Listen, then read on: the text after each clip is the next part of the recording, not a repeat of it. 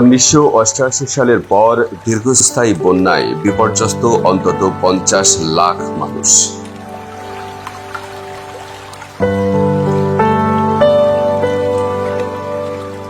ভাসমান জীবন, ডুবে গেছে বসতবাড়ি, ফসলের ক্ষেত, মাছের ঘের।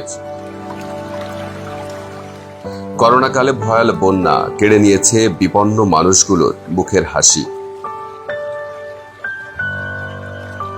কর্মহীন, নিরন্ন, অসহায় এসব মানুষের পাশে দাঁড়িয়েছে শাহ ফাউন্ডেশন। আপনিও বাড়িয়ে দিন সহযোগিতার হাত।